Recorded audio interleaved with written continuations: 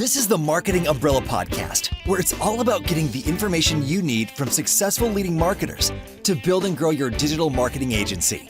Brought to you by Itamar Shafir, founder and CEO of Umbrella, the technology platform and brand that is powering thousands of marketing agencies around the country. Find him at umbrellaus.com. Now, here's your host, Kevin Pruitt. This is the Marketing Umbrella Podcast, and I am Kevin Pruitt, honored to host this podcast. And our guest today is the Vice President of Marketing at Motivosity, an organization that helps companies create winning cultures. He's a keynote speaker on leadership, culture, and just living a great life. He's also adjunct professor at the Marriott School of Business and has held leadership roles at LogMeIn, Jive Communications, and Workfront. His wife, 4 kids, and his poodle are his favorites. And he claims, unverified, to have once been the 26th best pole vaulter in the great state of Michigan. I want you to join me in welcoming the VP with the $1 million LinkedIn smile, Logan Mallory. Logan, thanks for joining us on Marketing Umbrella Podcast. Kevin, I appreciate it. It's great to be here with you. And the reality is when I was the 26th best pole vaulter, the internet hardly existed. So I bet it's still unverifiable. Well, that's the best way because nobody can ever prove you wrong. That's right. So it'll That's right. live in infamy. But hey, that's a very short intro. So what else would round that out a little bit to paint a good picture for our audience? Yeah, appreciate that. And again, glad to be here. So let me tell you a little bit about my background. I started off actually in sales. My whole life, everyone said to me, Logan, you'd be great at sales. And so I put myself through college, selling for a niche publication. My first 2 roles out of school were both in sales, and I hated it. And it ended up that when people said I'd be really good at sales, what they meant was I was sort of nice and I could kind of talk to people. And that's what actually led to my transition into marketing for the last 15 or so years. And it's been a great career for me.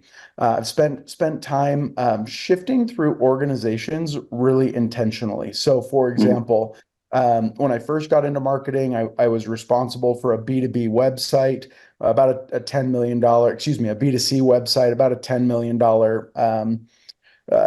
e-commerce site.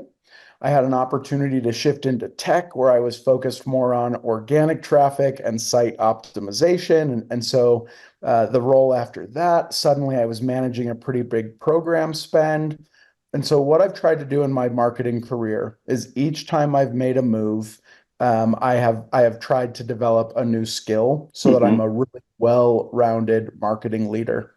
Yeah. And that kind of intentionality, it seems to have treated me well and been the right path.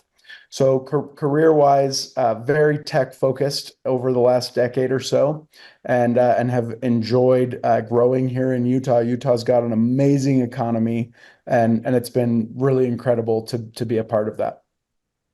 I would say maybe one of the most entrepreneurial states in the union, if not the. Yeah, it's almost exhaustingly so. Like everyone's just constantly building and creating, and it's served us well. Like it's really helped the state to grow, the economy or the community is very connected.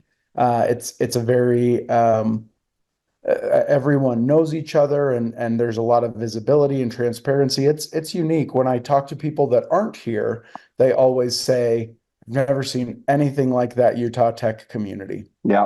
There's no doubt about it. No doubt about it. I've crossed paths pretty frequently with a guy named AJ Wilcox, who is kind of the LinkedIn, B2 Linked, I think is his company. But yeah, he's you guys have some similarities. I think you're just always smiling. I think maybe we're a little nervous about the fact that you smile so much. Well, it's a small enough valley that I know AJ. He and I have crossed paths a couple of times. So there's a great example of it. Great guy. So tell me about your journey before we get into Motivosity. So just listening to kind of the very short description of, I've intentionally made moves. I would bet, and I think this is just from experience of interviewing people, over the last number of years, but I would bet that the majority of times you moved, it was because the companies reached out to you versus you applying for jobs to them. Would that be true? Yeah, and excuse the arrogance about talking about myself this way, but I've been really fortunate. The last time that I applied for a role was about 2010. It was when we moved back to Utah as I transitioned from sales to marketing.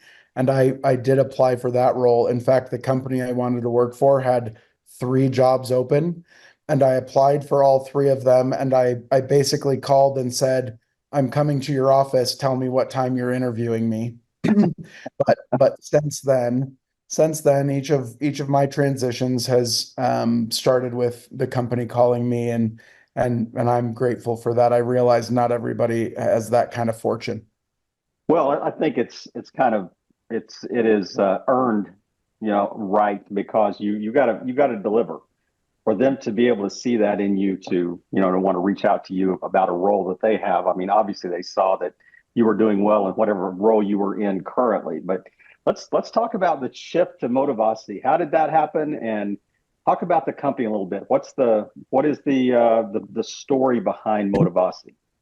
Yeah, for sure. I was working for a company called LogMeIn out of Boston. LogMeIn was about 4,000 people, billion-dollar publicly traded company. I landed there because they acquired a smaller group that I was working for.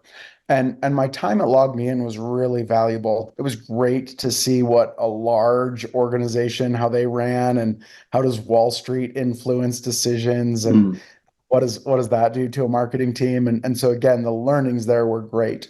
It had been a few years, and someone reached out to me from on behalf of Motivosity, and I had actually been a customer of Motivosity's a few years before.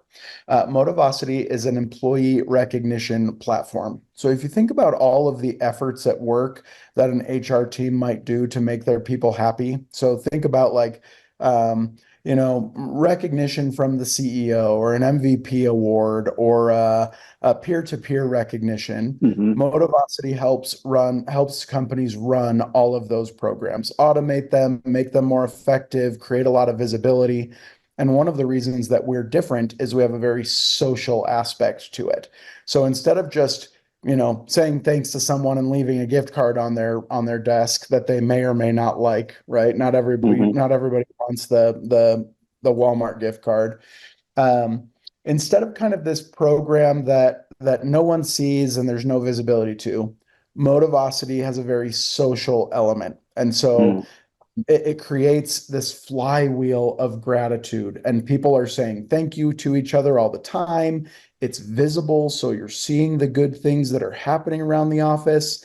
And at the end of the day, it creates a culture where people feel connected. So again, I had been a customer of Motivosity's, and when the pandemic hit and people were at home, I actually one of my very first phone calls was to Motivosity, trying to mm. think, how do I connect my team? How do I kind of work through this change in circumstances? But Motivosity called their CMO, who is actually a friend and a mentor of mine, was retiring, and they were looking for someone to build that out after this individual left.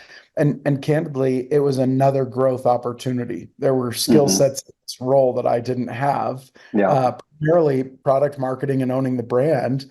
And I thought, what a great opportunity to come in and build something, develop that expertise, and round myself out even further as a hmm marketing leader.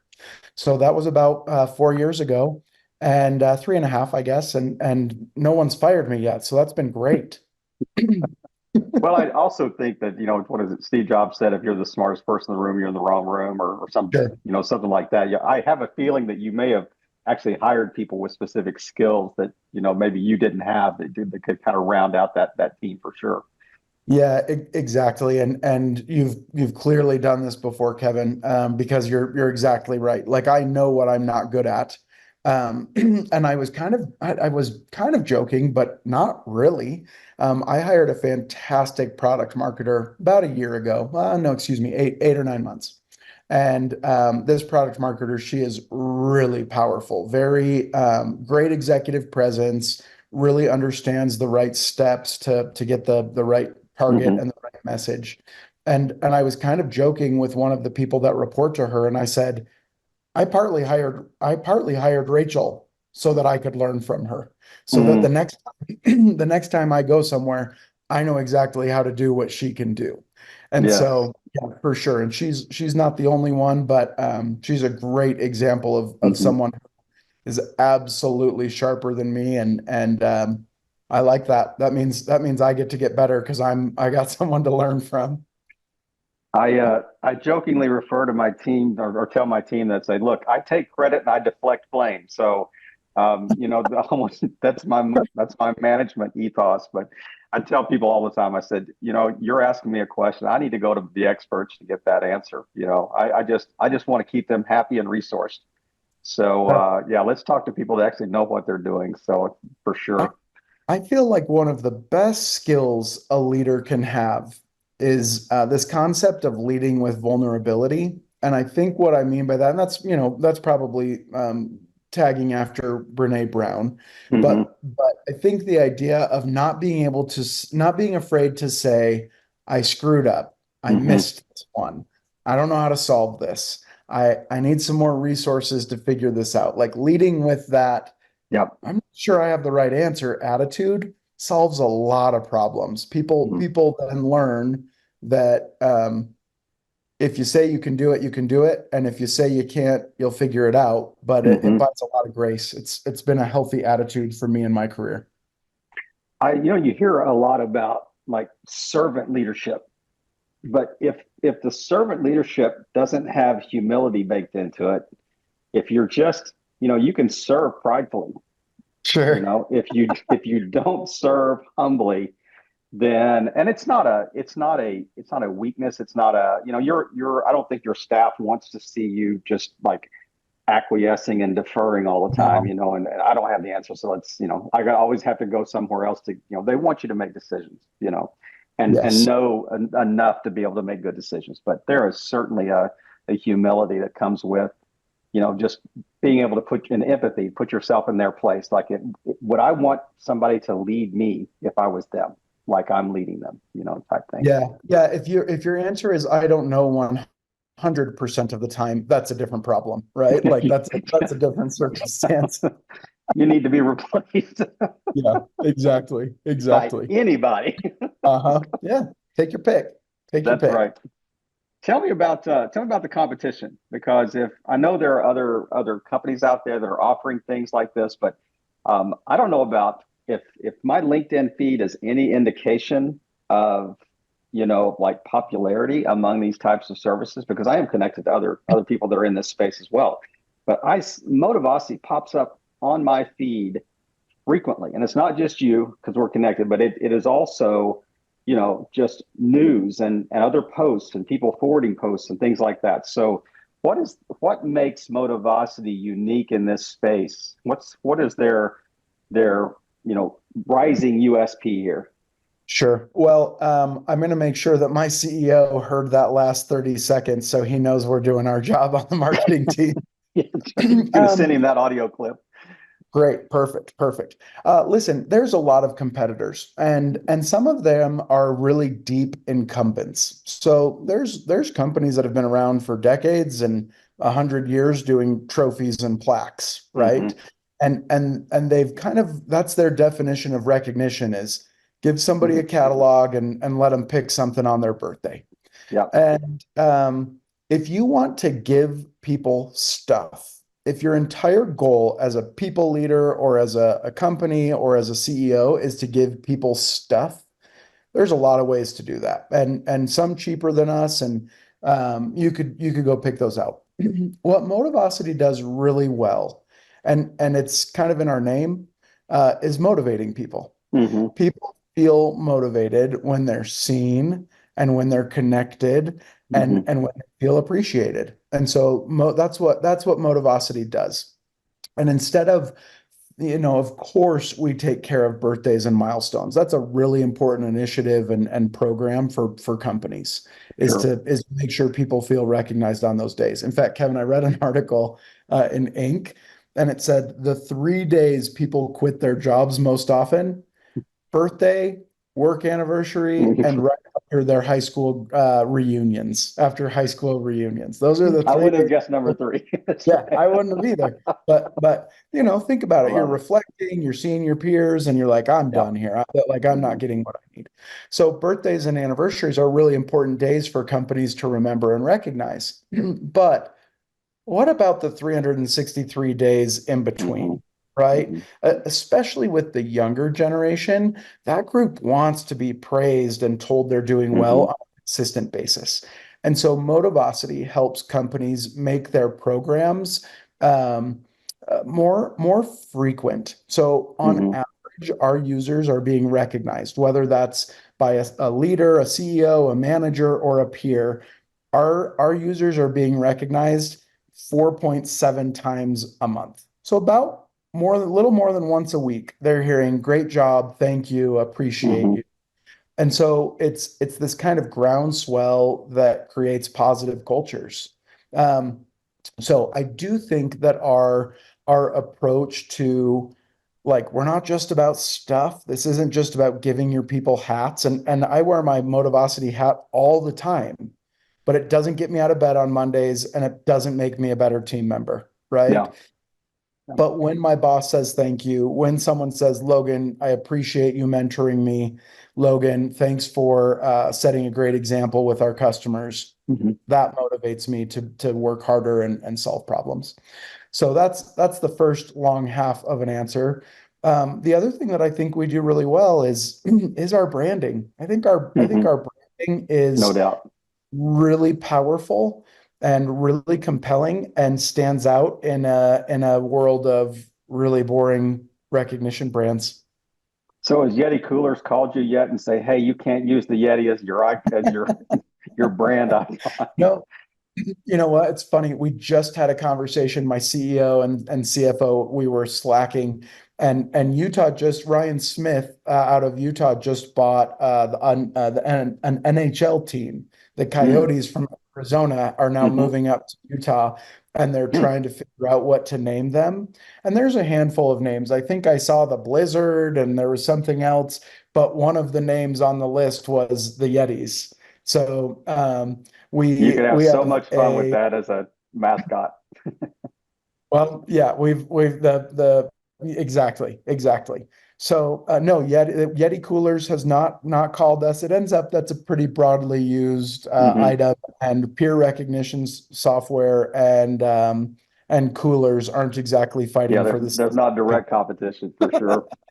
Yep. I don't want to I don't want to make this an ad spot for Motivosity, but I was doing a little research this morning, and another thing that I found very unique about your approach was when you're onboarding employees, you're doing kind of a personality profile, a Oh, personality sure, test on them. sure.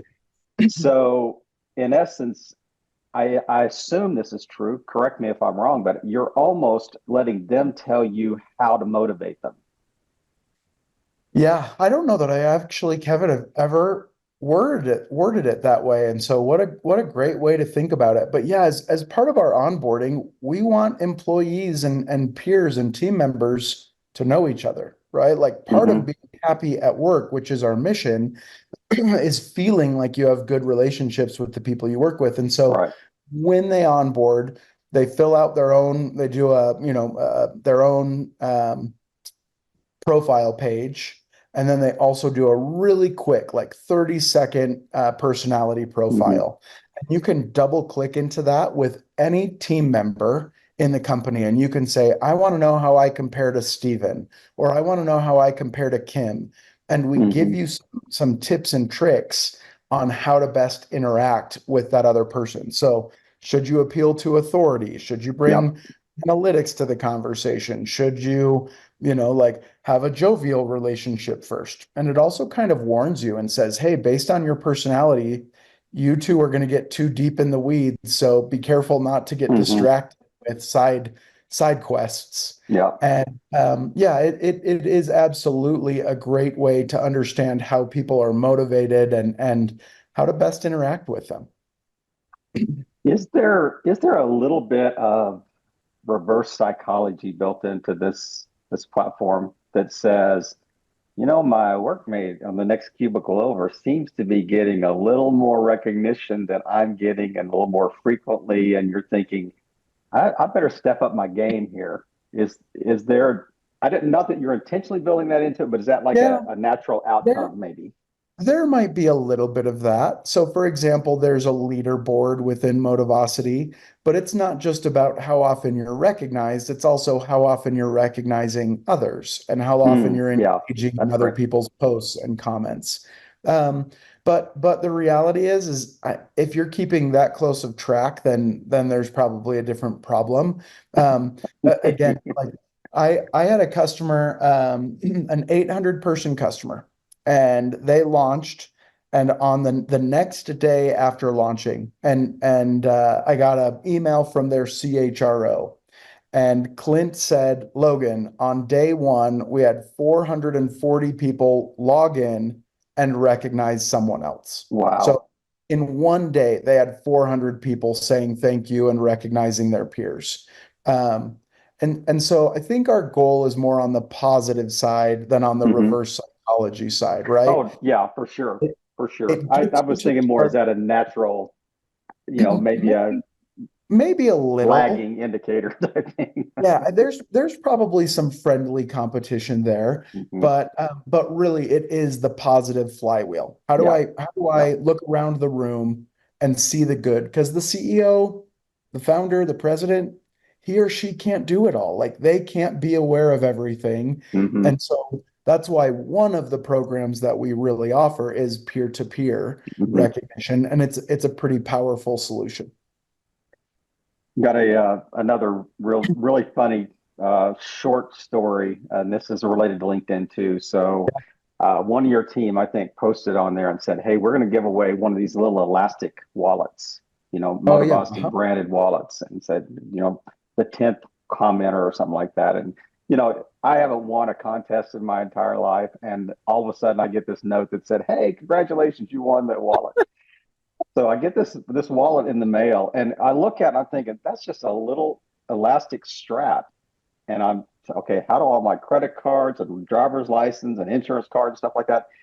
It caused two things. It caused me to clean out my wallet, There number you one, go. That's but right. number two, I fell in love with that wallet so much that I literally wore it out. So I Oh, that is a great that little bling that you guys have. I well, want to commend you on that. That was awesome.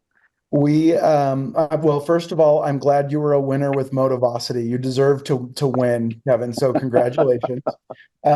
We co-branded those with a company called Thread Wallets, and Thread Yeah. Wallets is out of Utah as well, and they are a really cool brand.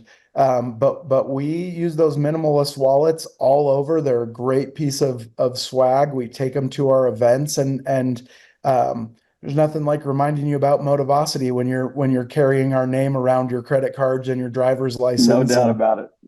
Yeah. and taking it with you every day. So good. I'm glad you liked that. That's great. Great Got the feedback. branding on it right there. So tell me, what's the pricing structure?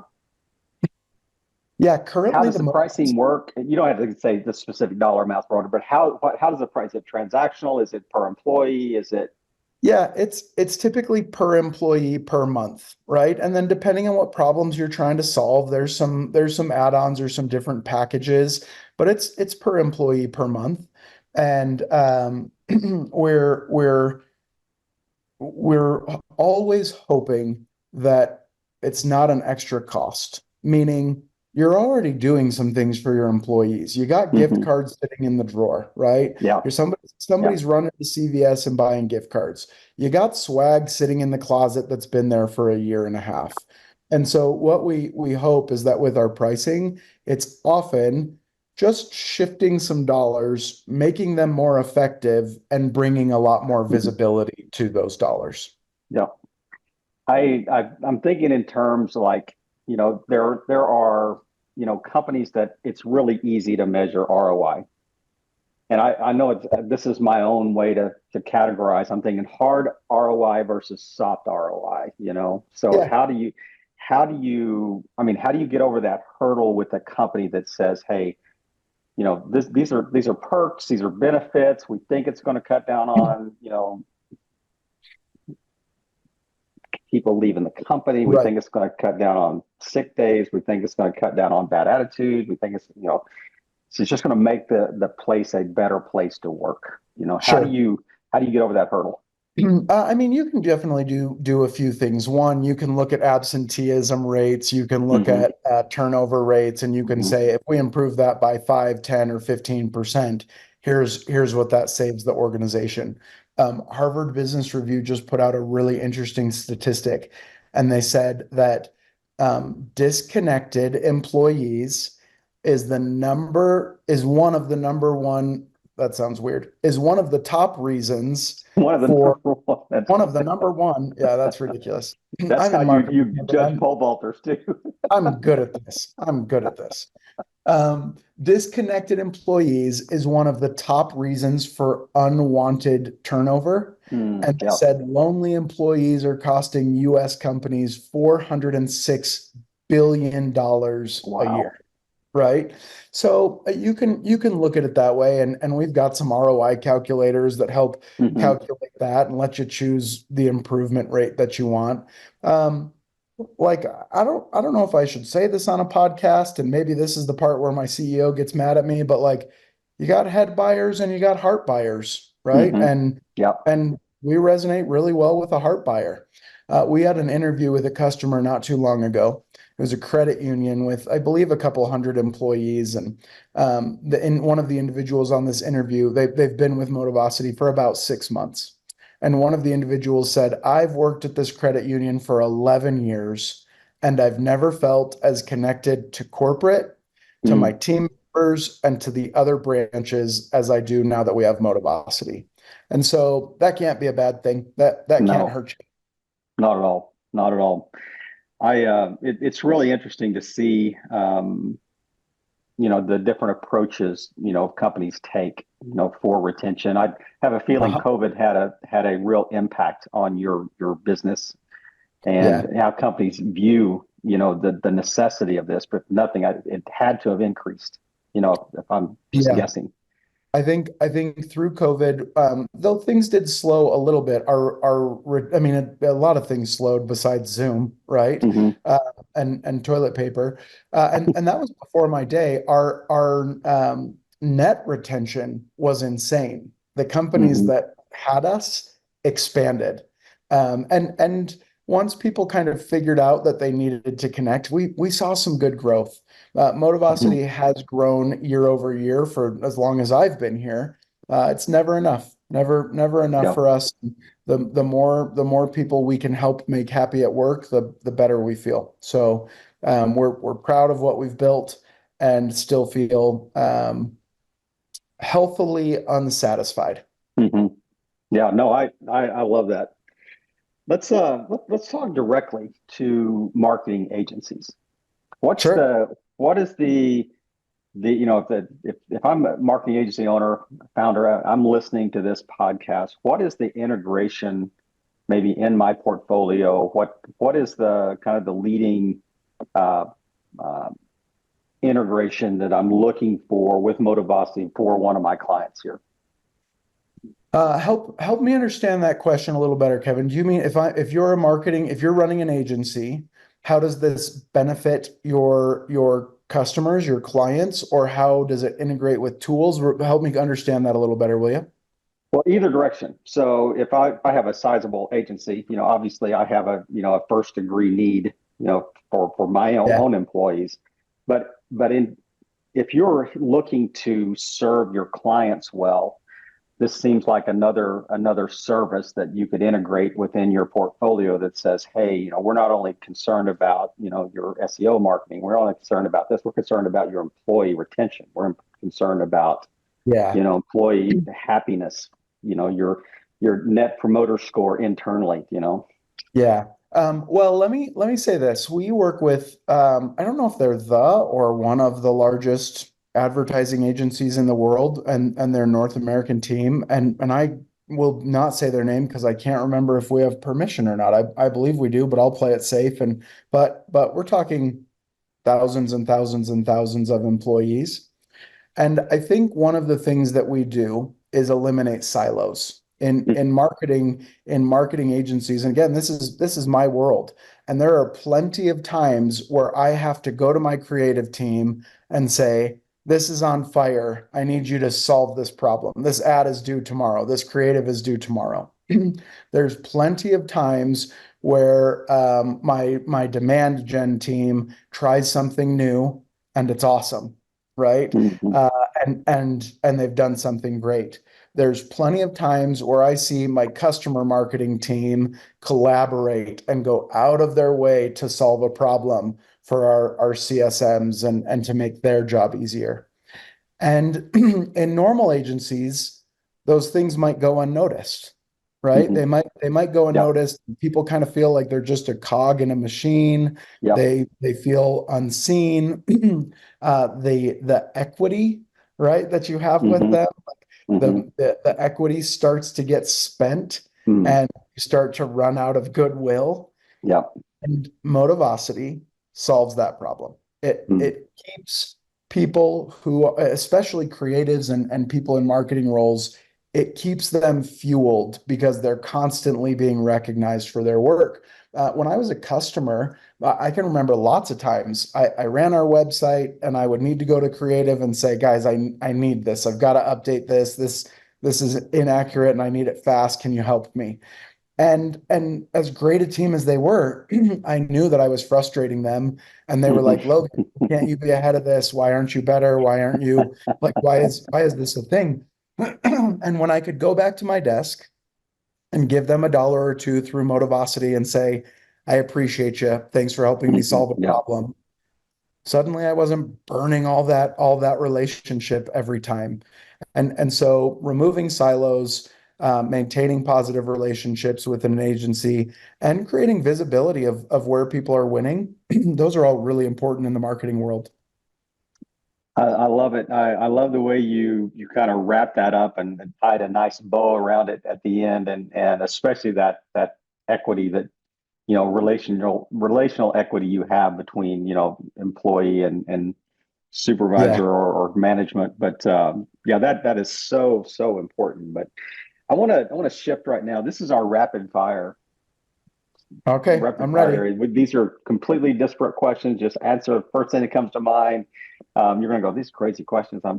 There's a method to the madness here. So, did you I'm get very along with your excited. parents growing up? Absolutely. Do you Do you have want me to say siblings? more, or are these No, no. one-word This just answers? one. Well, you can. Yeah, it's your answer, but you can. Yeah. Do you have siblings? My parents were great. My parents were great. Took you to all the pole vault meets. That's right. Do you have siblings? Three. Brother, sister? Sister, brother, sister, me. Do you have? Well, you said. I think we said you have at least a poodle in the intro. Do you have other pets? I've got a poodle, a cat, and three chickens so that my kids can learn how to work. All right. Yeah, you answer the next question. You do have children. Yep. Four kids, girl, boy, boy, girl. What time do you wake up on a normal work day? In this phase of my life, about 6:30, What time do you go to bed normally? 11:30. Ideal vacation spot, money not an object. A cabin where I can't see anyone. Oh, brother, we, we were separated at birth Very nice. Nice. Yeah, a, the more a few years solitude. earlier. That's right. If that cabin has a lake and a bunch of trees so I can't see anything and yet someone can still deliver me food once a week, that's great. That's my vacation. No cell service. Yep. That's right. How does faith intersect with work life? They don't even intersect. They just drive right over each other the whole time. Like fully integrated.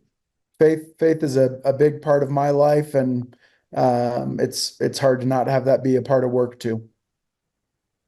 If you were king for a day, what's one thing you would change about the marketing climate?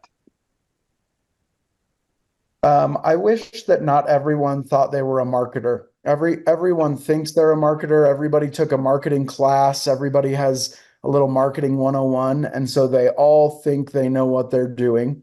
And doesn't mean they don't have good ideas, doesn't mean they're not smart, but that doesn't mean you know how all the pieces fit together either. Absolutely. Absolutely. Logan, this has been such a fun interview today. I really appreciate you taking time. It wraps up my week really well. And just it's been I mean, we've kind of covered so much in such a short period of time. And we're going to have to circle back someday and get like the part two of things we did not cover today. But I really do appreciate you sharing your marketing expertise, your story, and really helping marketing owners grow and scale their businesses, really building or speaking into this library of knowledge and experience that we're trying to build here for them. So thank you again. It's been great having you with us, and have a great weekend. Thanks so much, Kevin, and best to your audience. Thank you for tuning in to another great episode of the Marketing Umbrella Podcast, where we provide the information you need from successful leading marketers to build and grow your digital marketing agency. To learn more, go to umbrellaus.com.